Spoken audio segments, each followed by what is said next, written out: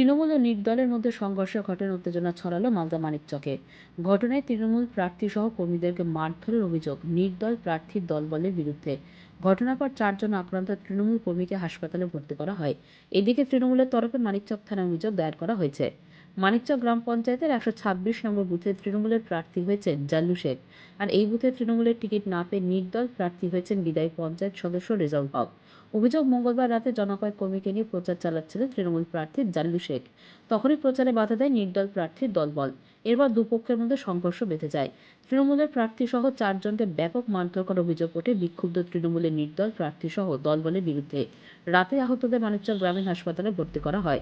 তবে গোটা বিষয় মিথ্যে অভিযোগ বলে দাবি বিক্ষুব্ধ তৃণমূলের নির্দল প্রার্থী রেজাউল হকের। তিনি জানান, যে সমস্ত অভিযোগ তোলা হচ্ছে সমস্তটা মিথ্যে। দল আমাকে টিকিট না দিলেও নির্দল হয়ে প্রতিদ্বন্দ্বিতা করছি। গত 5 বছর পঞ্চায়েত সদস্য থাকাকালীন মানুষের কাজ করে মানুষ চাইছে, তাই প্রতিদ্বন্দ্বিতায় রয়েছি। আমার এক সমর্থককে তুলে নিয়ে গিয়ে তৃণমূলে ভোট দেওয়ার চাপ দিচ্ছিল। বিষয়টি জানতে পেরে ছুটে যেতে তৃণমূলের প্রার্থীর লোকজনই হামলা চালায় আমাদের উপরে, মারধর করে। তবে নির্বাচনের প্রচারে একেবারে শেষ মুহূর্তে তৃণমূলকে মারধর ও পাল্টা নির্দলকে মারধরের ঘটনায় রীতিমতন সরব মানিকচক। রাত 8টা সাড়ে 9টার দিকে এরকম হবে।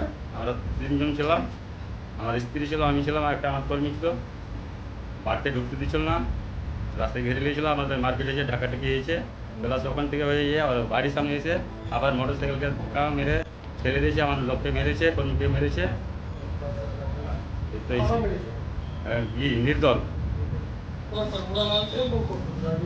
নির্দল আর টিএমসি কত টিকিট পাইনি, ওর জন্য নির্দলের কারো দাঁড়িয়েছে থেকে গিয়ে রেজাউল রেজাউল হক। আমি টিএমসি প্রার্থী।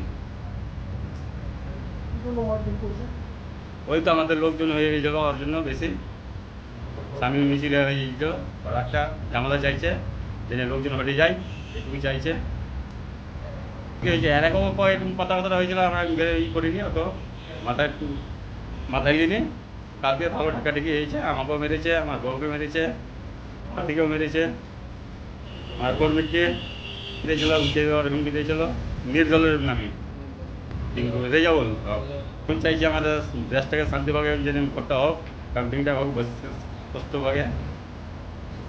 126 Manikchak panchayat. Bureau news Bangla Times.